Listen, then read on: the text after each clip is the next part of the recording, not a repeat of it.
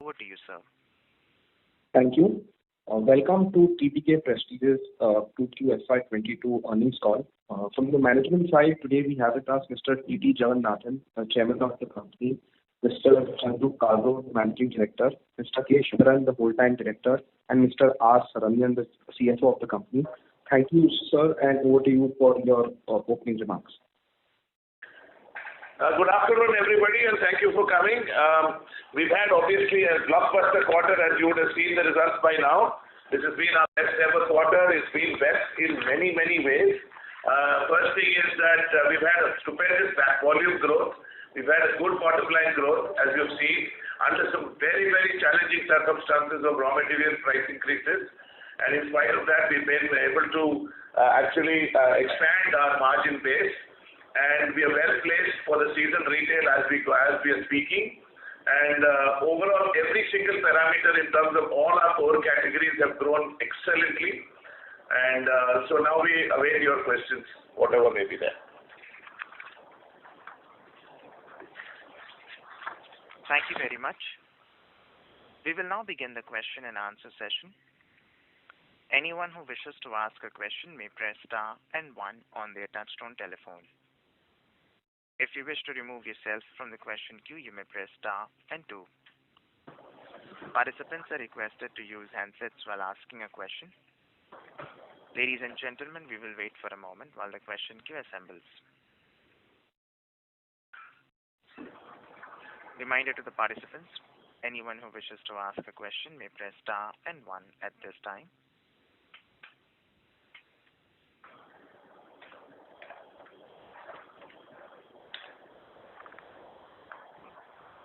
First question is from the line of Ravi Swaminathan from Spark Capital. Please go ahead. Hi, sir. Good afternoon. Congrats on a good set of numbers. My first question is with respect to, say, the value and volume breakup. I know multiple products are there. Roughly, if you can give a value/volume breakup, or to put it in perspective, so what was the kind of price increase that we would have taken on a percentage basis during the quarter? So we've given you some value breakup as you have seen in our release that you have seen. Anything more than that would not be favorable to give in terms of competition and other pressures. But to your second question on what kind of price increases we have taken a price increase in Q2 in July, which was between 5 and 8%. There must be a little bit of a lag effect on that because there were old stocks, as you know, with the old MRPs. So some of it came in the last quarter and some of it did not come. Okay. And in the presentation that you had given to the BSE website, so basically you have talked about under the going forward section that there has been some amount of festive stocking which has happened and inflationary pressures are there. So if you can give your views on whether there will be a growth period given the high base which was established in 2H FY21. Would we see growth over that in 2H FY22? If you can give your views on that. You have absolutely hit the nail on the head. You are right. In the first half of this year, there is a base effect, which is a lower base effect as compared to last year. In the second half, it was a normal year last year in the second half, and therefore, while we are not looking at substantial growth, we are certainly looking at growths and healthy growths. Okay. Got it, sir. Yeah, thanks. Yeah. Thank you. The next question is from the line of Resha Mehta from GreenEdge Wealth Services. Please go ahead. Yeah, thanks for the opportunity. Congrats for a good set of numbers. My first question is on the sales growth numbers, right? So if you look at the 2-year CAGR for the sales growth for H1, it comes at around 8%. So, looking ahead at the festive season, what kind of growth rate is our aspiration for the full financial year and for the years going ahead, assuming that there will be no COVID-related third wave or disruption ahead? See, first, we don't give a guidance for the year, as you know. But when I say healthy growth rate, we are obviously looking at double digits plus in terms of growth rates for the year as well. But I don't want to give you a guidance. Fair. My second question is in terms of our working capital. So, if we look at our working capital to net sales, that's somewhere around 25%. So just wanted to understand, do we use tools like dealer financing or vendor bill discounting, etc., to bring down our working capital?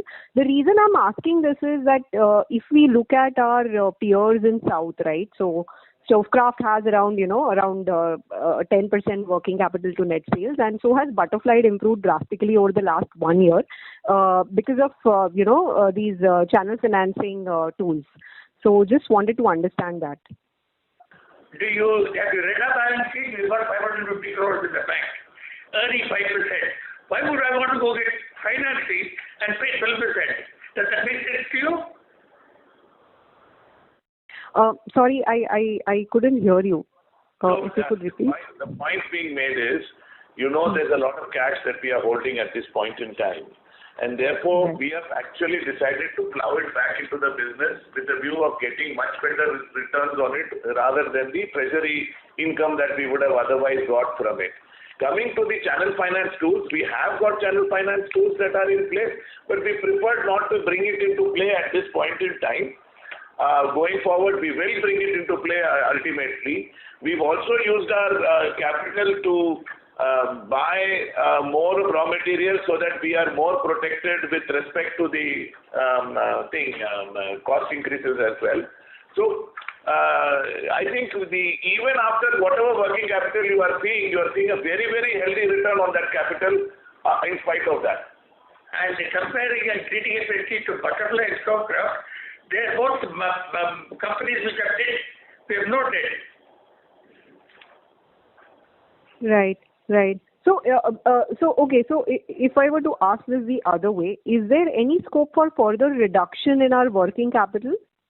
Yes, certainly. We choose not to. Okay, understood. Fair. Thank you. All the best. Thank you. The next question is from the line of Samir Gupta from IIFL. Please go ahead. Thanks, sir, for taking my question. Good afternoon to you.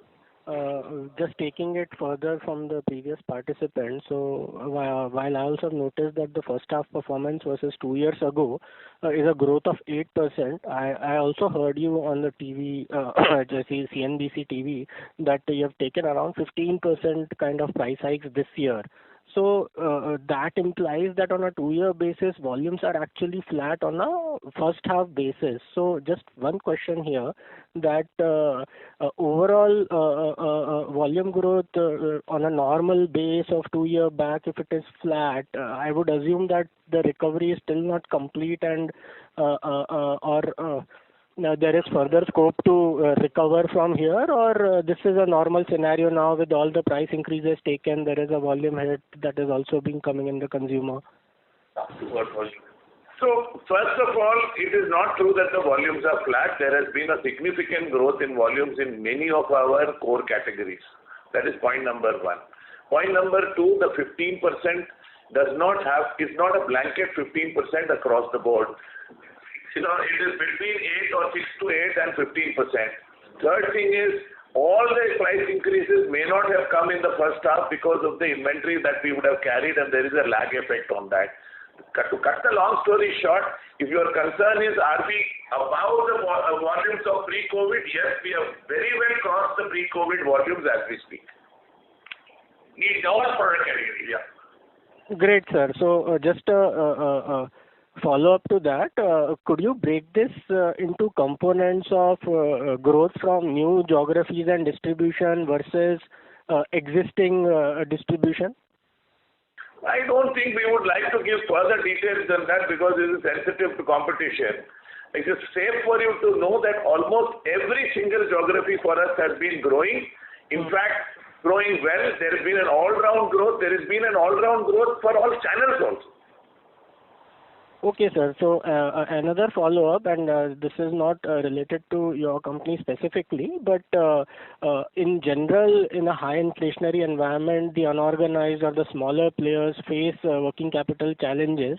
So my only concern is that this may be a transient issue, and as inflation goes back to a more normal level, we might again cede some share to these smaller players. Well, if it was that simple, then they would have gained share by now, isn't it? We have still maintained leadership for so many years. The point is very simple. Our mantra for leadership is providing a much better value equation to the customer through innovations, through any of the other kind of value additions that we provide in our products, and that is the strategy we will follow going forward. The unorganized players typically have Me-Too products. That is not the way we operate. Fair enough, sir. I'll move on the second question, if I may. Gross margin, when I look at it, there has been a steady rise in inflation in most of the commodities since third quarter of FY 21, and yet we have seen a sharp gross margin contraction sequentially only in this quarter versus no major impact in the previous 2 quarters. So just wanted to understand, is it old inventory that we were carrying in the past 2 quarters? Is the quantum of price hikes lower than the inflation this quarter? So just wanted to understand this aspect in a more granular detail. Okay, first let me tell you, you look at the first half of last year and first half of this year, it is almost identical. So a quarter-to-quarter movement is not the best way to look at it because of exactly what you said, which is the old inventory is lying, new inventory is lying, lag effects of price increases, etc. So if you look at the first half of last year and the first half of this year, you are looking at almost identical margins. Thank you, Mr. Gupta. May we request that you return to the question queue for follow-up questions. The next question is from the line of Achal Lohade from JM Financial.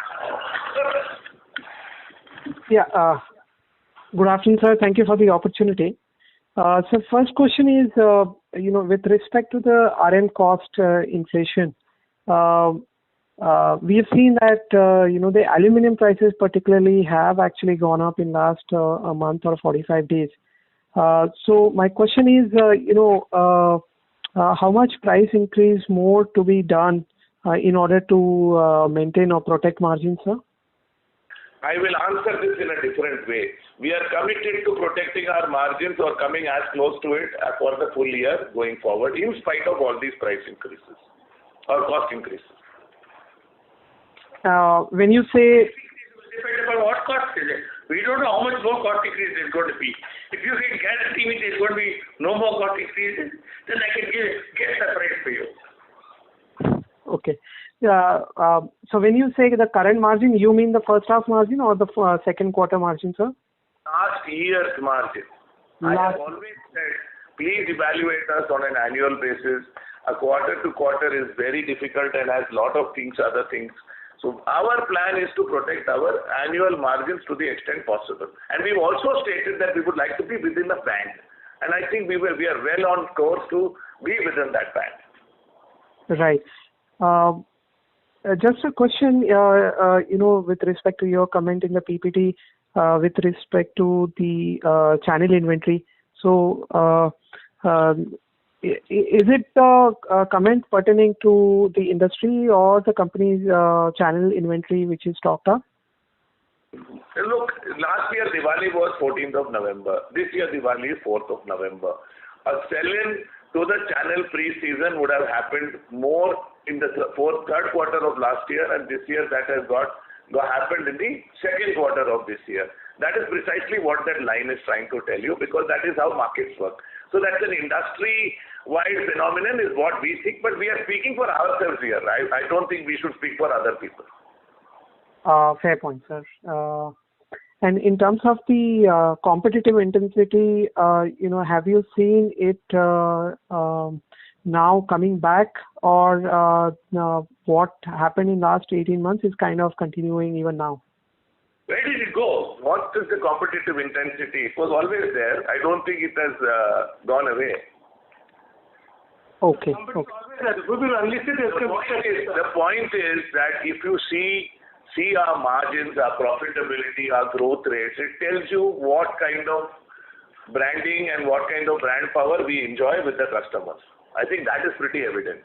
Absolutely. Absolutely. And just last question, sir, if I may, with respect to the new categories in terms of the cleaning solutions and the other new categories, where are we and how the scale-up has been?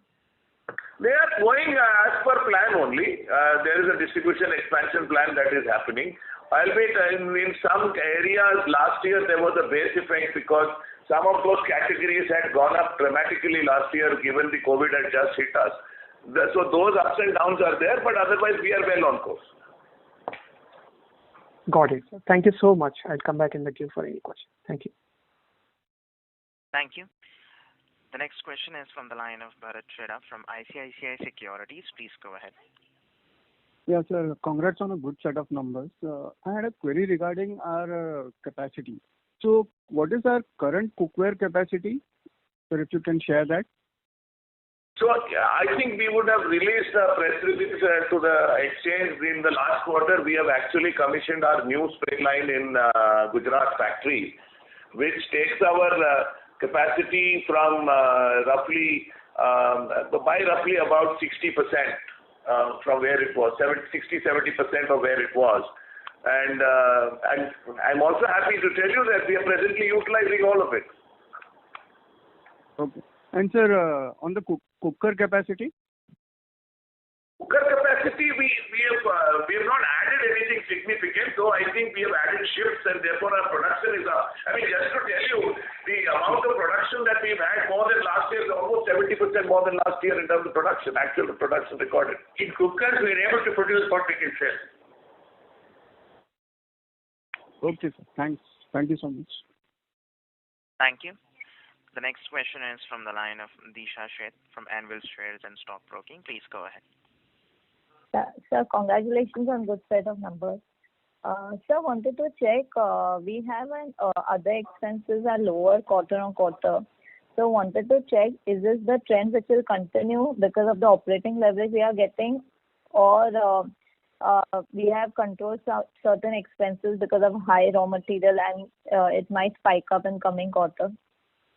There is only a 1 percentage point drop, and that could be due to many things, really. I mean, if you look at our other expenses, it's 24.6 and 23.6, not very different. And if you look at the half, it's 24 and 24.1, so there's no real significant change. Okay. Okay, and sir, on cooker especially, how is the demand been, and are we gaining market share since we are growing at a very good rate in the competition? Well, I'm sure that the category didn't grow by the percentage growth that we have shown, so we must have got share from somewhere. Okay, and how is the market? Yeah. Okay, and sir, can you repeat the volume and value growth for the quarter? I just missed that. No, I did not give any volume and value growth. All I said was that if you see whatever we have given in our release, that is about the best we can disclose at this point in time. And what we have released is that for the quarter, we have grown by 44% in value for pressure cookers. Okay, sir. That's it from my end. And sir, on over 5 years basis, what is our sales growth target since we are introducing new products? And we have already declared our stated commitment to reach 5,000 crores by FY25 through organic and inorganic growth, and we stand committed to that number. Okay, and then the margins in the range of 15 to 18%. 15 to 16.5 is what I thought we said, so I don't want to say 18. But if we can do 18, why not? Okay, sure. Yes, thank you, sir. All the best. Thank you. The next question is from the line of Sanjaya Satpathy from Ampersand. Please go ahead. Yes, sir, congratulations on a fantastic set of results. You have managed to protect your margin despite commodity pressure. Is this some kind of a sign of industry discipline and reducing competitive intensity? No, I don't think it's a combination of various factors. You see, There are a lot of things that we have done internally to make sure efficiencies show up. I just said that our manufacturing has produced so much more than last year, which means that my costs there would have come down. There are a lot of efficiencies that we have improved, aside of the fact that we've taken timely pricing decisions and timely promotion decisions, which has resulted in what you see.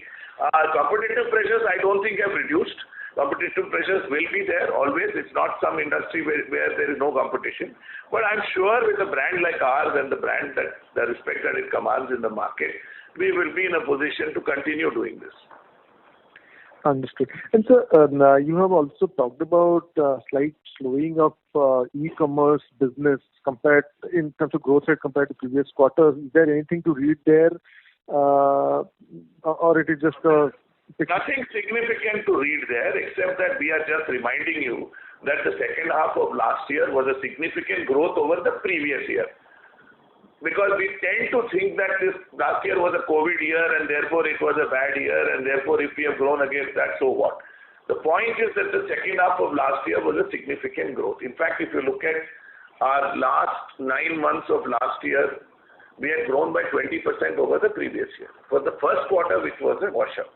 What we are saying in this is that given that the base effect of the first half was different from the base effect of the second half, we don't want you to think that we would grow by a similar amount of percentage that you have seen in the first half, because the first half growth has come on that base effect. There is absolutely no gloom and doom that we are predicting in our release in terms of the market, its demand, and our ability to satisfy that demand. Got it. If I can just ask the last question, you have set initial target of almost doubling your sales in 3 years' time over current year.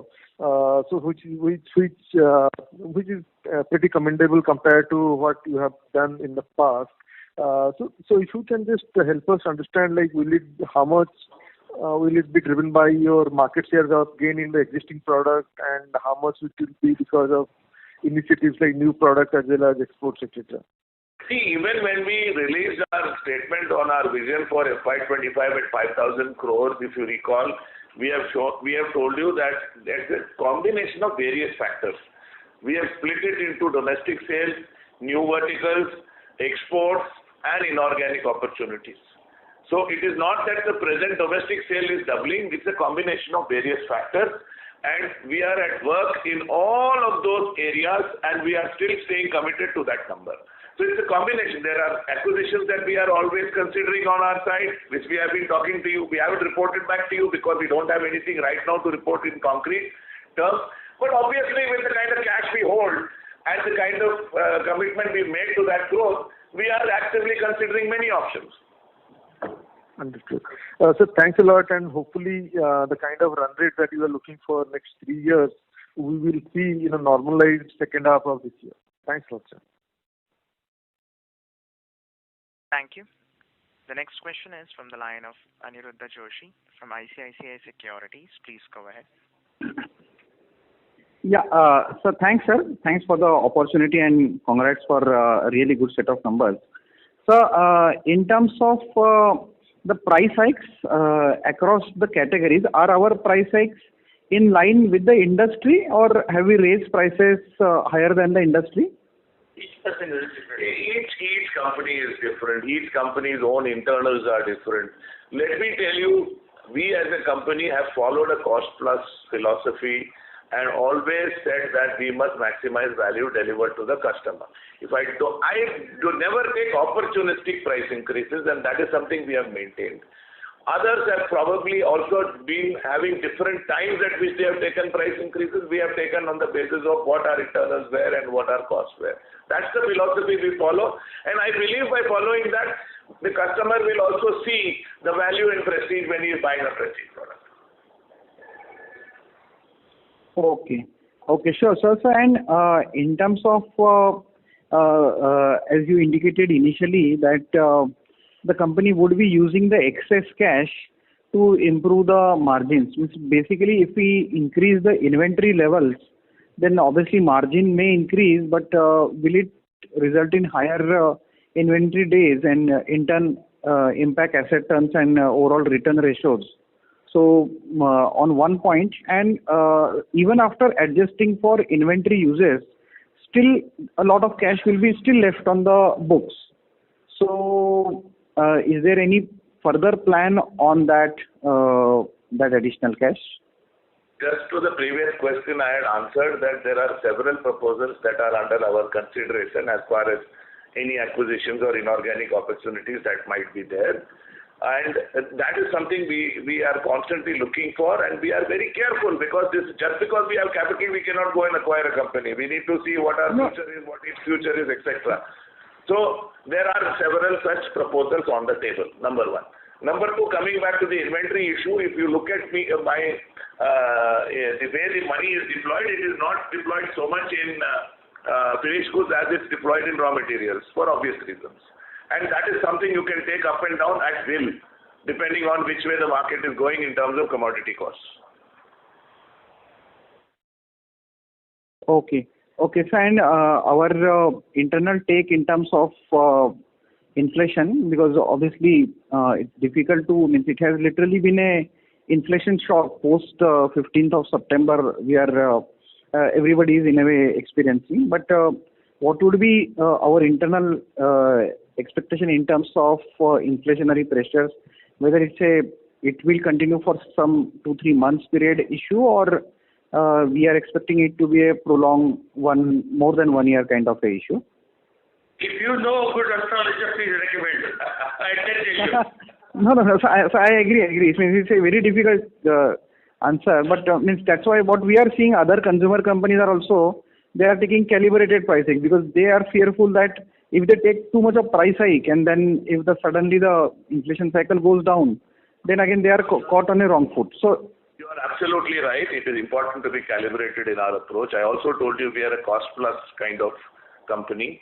So we have to calibrate these things and also make sure that under no circumstances we try and threaten the demand, because it's never inelastic to price increases. Having said that, as I said, we are committed to be in a particular band for our margins, and that's something we are well on course to achieve. We don't increase prices expecting future cost increases. Okay, so let's say we are seeing an inflation which is never seen. Probably we had seen similar inflationary shock in maybe 2009, but almost 20 years we have seen this kind of inflation for the first time. So probably if the inflation can be so high, again the correction in inflation can also be pretty steep. So in that case also we will not correct the prices then. No, remember, inflation, it is future. In other words, the cost increases or price increases will not be 15%, it will be 5%. It will not be negative. When inflation comes down, prices don't come down. The price increases comes down. In any case, I do think that we are not in a position to comment today. There is an energy cost which is keeping on going up, and many of our raw materials, energy is a big part of that cost. And unless we see some correction in the energy cost, you're not looking at anything coming down. Like Chairman said, maybe the increases will not happen at that same rate, but maybe it will not come down. From our side, we are calibrated enough so that we do not have a situation where we have to reduce prices. We are not there. Okay, sir. No, understood, sir. Yeah, sir. This is very helpful. Thanks. Yeah. Thank you. The next question is from the line of Bhavin Vitlani from SBI Mutual Fund. Please go ahead. At the outset, congratulations for a great set of numbers. My first question is if you could help us with your market share in cookers, cookwares, mixer grinders, and some of the other key categories like induction cooktops. I'll not give you the market share numbers. One, because there's a lag in market share numbers by the time they arrive, and the lag is at least a quarter away. But I can tell you that we are currently market leaders in pressure cookers, cookware, induction cooktops, in value-added gas stoves, in rice cookers, and we are the number 3 player in mixer grinders. Okay. So mixer grinder is an area where you have been highlighting that we are not amongst the leaders, but the aspiration. 2 years ago, we were number 6 2 years ago. We are at number 3 position today. Sure. In your view, what are the efforts that you are taking to increase your market share? Because some of the newer players have been using the online channel very extensively. So if you could just throw more light and speak about the mixer grinder as a category specifically. So first of all, in the online space, we are number 2 brand. We are not number 3 brand. So we are very well entrenched in the online space. Our idea of getting market share is very simple, which is what the Prestige brand does, which is by providing innovative products and solutions to customers. And our product pipeline is always getting populated with newer and newer innovations, and we are sure that very soon we will be talking and threatening as leaders in this category.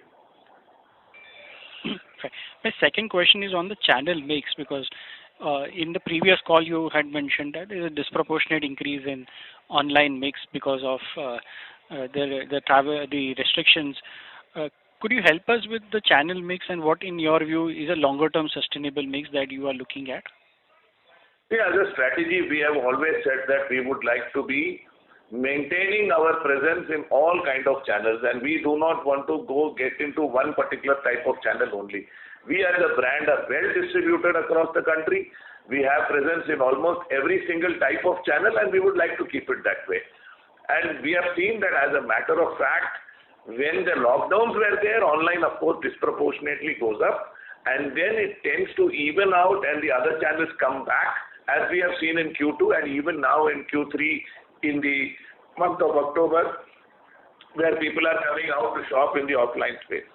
So we believe that in our kind of category, between 18 and 22% is the stable online and the rest will be offline. Sure. What would the online contribution in the last quarter? And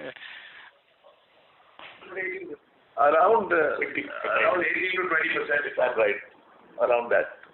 Okay, sure. And what percentage would be by our exclusive stores? Around 16 to 17%. Fair. Just last question, if you could talk about the newer products that you launched in the previous quarter, specifically the Swatch range of gas stoves. How is the response and what kind of growth we are seeing in that category? See, we have done a calibrated launch market by market. It's a new product, and so far the response has been overwhelming. If you ask me, we are not able to supply enough. And I believe that it is an absolute disruptor in that category because there is no one else who's got that kind of a feature, and it's so relevant to any user. So we are having great hopes on this, and we believe that we will be able to garner much better market share with this kind of platform. You are aware that in pressure cookers, when we launched Swatch pressure cookers, now we have moved every single model of ours to the Swatch platform. We're trying to do something similar to the gas stove platform. Sure. Yeah. Thank you so much for taking my questions. Thank you. Ladies and gentlemen, in order to ensure that the management is able to address questions from all participants in the conference, please limit your questions to 2 per participant. Should you have a follow-up question, we would request you to rejoin the question queue. The next question is from the line of Gautami Desai from Chanakya Capital Services. Please go ahead.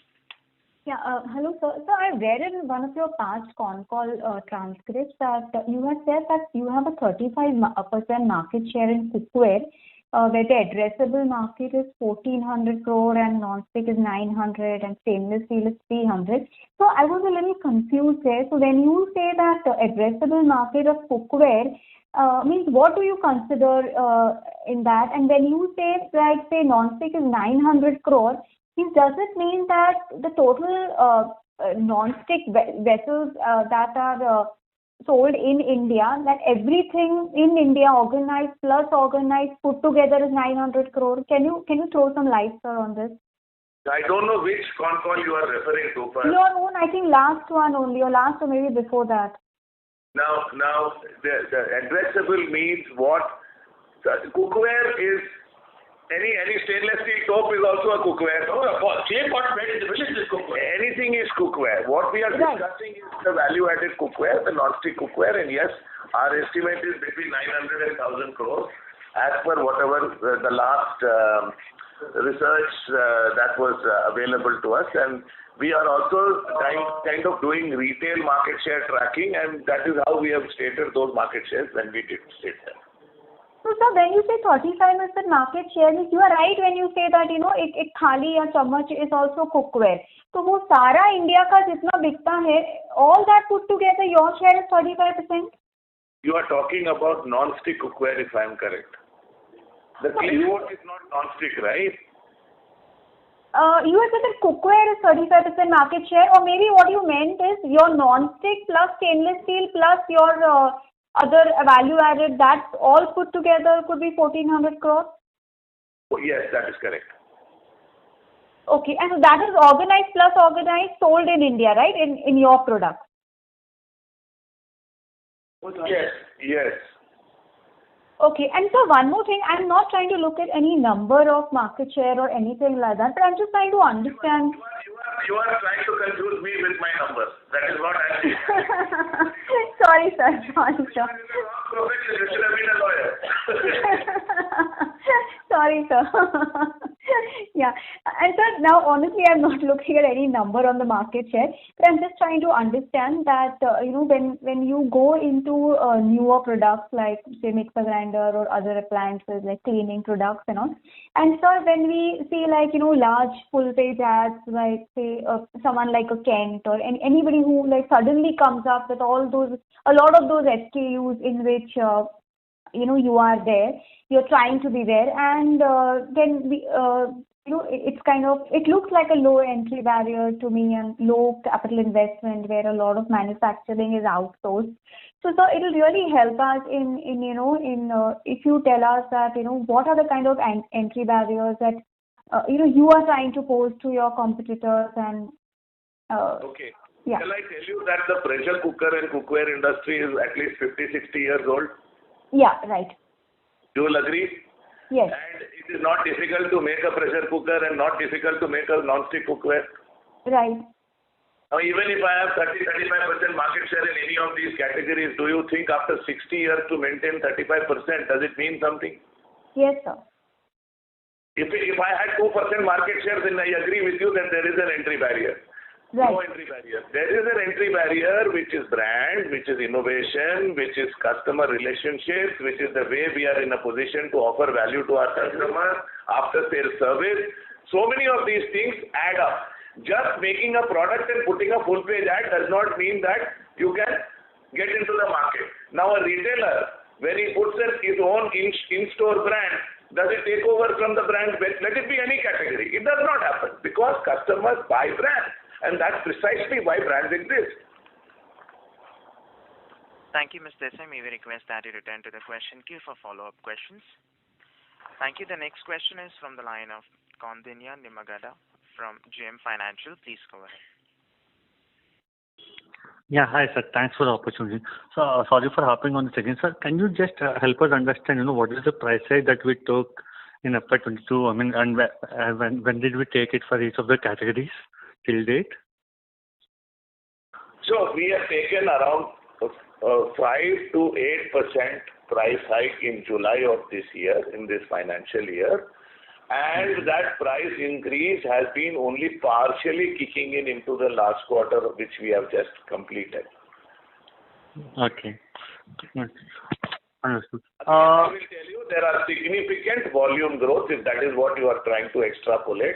There are significant volume growth over last year and the pre-COVID year. Sir, can you help us understand, across categories, I mean, this 5 to 8%, I guess it would be higher for appliances, so just trying to understand how it... Yes, you are absolutely right. The 5% was on cookers and cookware, and the 8 to 9% was on appliances. Understood. Sir, and then the next question is on the demand momentum from your numbers and from the numbers reported by your peers. It looks like the demand momentum is good, but just trying to understand, with the sort of price hikes that we are taking, and do you think the demand momentum will sustain, the volume growth is going to happen here on? So what is your sense on that, on the possibility of incremental price hikes to pass on the inflation and on the demand side?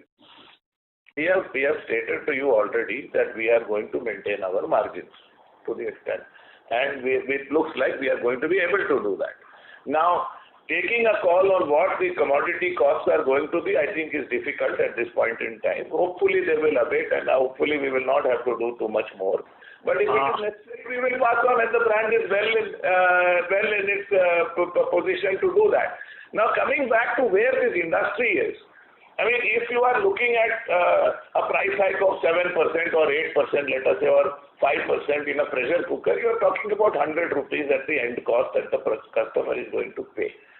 Given that what is the share of wallet on this type of product, I don't think it is something that will break the demand of the customer. So I don't think it's going to be debilitating. I don't think it's going to derail anything. You must, however, remember that there is a base effect of last year second half versus first half of last year. That is what we have stated in our release. Understood, sir. Sir, my second question is on the distribution side. Can you quantify our current distribution reach? And also, I missed the numbers when you quoted it with respect to the sales mix between the channels. So I don't understand. You want to know how many outlets we are in, is it? Yes, sir. I don't have those numbers readily. Okay, sir, not a problem. Sir, the mix between different channels, you had quoted in the call, I just missed it. I'm sorry about that. Can you quote the mix between different channels? I had only stated that we have done about 20% on e-com and the rest is on the offline channel. And I think we should leave it at that because there are competitive intensities that I would like to protect myself against. Sure, sir, understood. Thank you very much, sir. That's it from mine. All the best. Thank you. Thank you. The next question is from the line of Digant Haria from GreenEdge Wealth. Please go ahead. Yeah, sir. So you mentioned that, in the second half, we may still grow over the last year's large base, and you have stocked up some raw materials also. Do you foresee any other kind of supply side issues, or, have we tried to insulate ourselves? Because the world itself is going crazy on all kinds of supply chain issues. So just your thoughts on that, if there is demand and, maybe we cannot supply, is such a situation possible, and how have we hedged ourselves against that? Fortunately, no, because most of our supply chain is within India. As you know that we have stopped the China finished goods imports last year itself. Most of the components we have tried to indigenize. There are still some components which do come from there. I believe it is limited in its negative effect potentially, and we do not see any major supply side constraints to happen. Okay, sir. So great to know. And secondly, sir, in your presentation which you released, you said that rural is seeing some kind of positive momentum again. That's a little different from what, maybe a larger company like Hindustan Lever said. So is it because, our channels, we used to do distribution through MFIs and, those channels, have they come back, or, why is it that what is it that we are seeing on rural for this positive kind of a commentary? There are two ends to the rural business. One is the MFI-led business, which we have always stated. Last year, obviously, the base was very small, given the fact that almost no lending had happened to non-core loans, because these are coming under their additional loans. Because of COVID last year, they had almost stopped. That has restarted. And the good thing is that has restarted at a clip which is better than the pre-COVID year also. That is one good news there. The second thing is, on the non-MFI rural sales, which we cannot measure completely, but we can only give you a feel for, the tier 2, tier 3 cities growths are quite robust, and we believe that is also because these cities are feeder towns to rural India, and that seems to be doing well. So I think the rural India is doing well, and the products that they are buying are also not necessarily the cheapest. They seem to be buying the better products. Right. Okay, sir. Good to know. Thank you. All the best. Yeah. Thank you. The next question is from the line of Vinod from Dolat Capital. Please go ahead. Yeah, thank you, and congratulations on a very good set of numbers, sir. Just continuing with the question asked by the previous participant. So what is the rural-urban mix for us as well as for the industry, if I take kitchen appliance as a broad umbrella across categories? As I said, the only measurable business that we have stated to rural is in the MFI business. And that has restarted only towards the second quarter of this year, and that is starting to do well. So that will be in the single-digit percentages between 3 and 5%, which we are seeing, which is attributed to rural as we know it. But what is actual rural, given the population that is there, which will go through our feeder towns, that we can't say how much it is. Our feel is that those markets, those geographies, those pop strata are growing faster than the bigger cities. Okay. And again, just continuing on the same thread, one large FMCG company has called out a very big rural slowdown. So what's our views are going forward in the second half of this financial year? I believe they have a better view. My current cursory view of this is not negative. It is actually doing very well for us. And will continue to do well in the second half. Okay. Thank you, sir. Thank you. The next question is a follow-up question from the line of Bhavin Vitlani from SBI Mutual Fund. Please go ahead. Thank you for the opportunity again.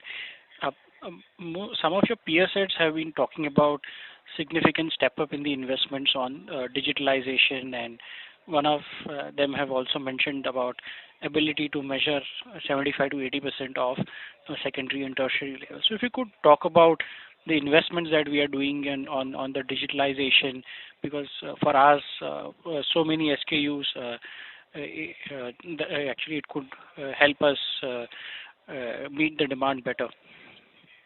So let me tell you, we have almost 80% visibility on all secondaries that happen today. And tertiaries that are happening.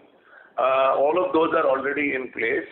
There is an end-to-end digitalization beyond just monitoring secondaries and tertiaries that is in place, which I don't want to discuss right now here. But I believe that the kind of work that we are doing in digitalization will be unprecedented in our industry, at least when we are finished with it. Sure.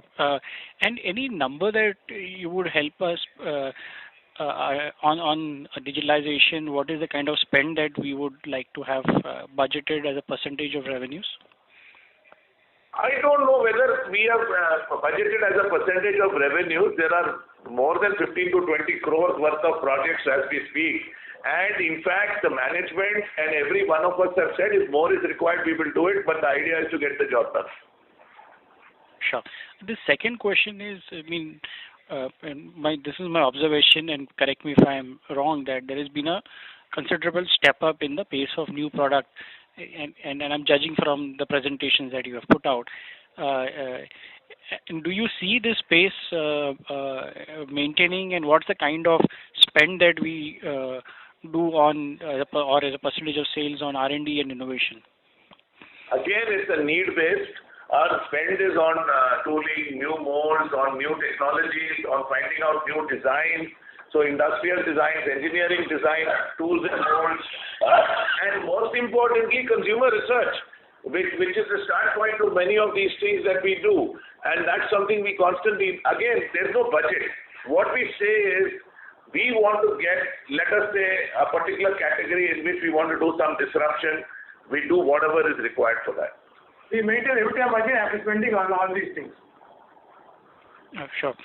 Just last question from my side. You mentioned that you're running almost full out in categories like cooker, cookware, etc.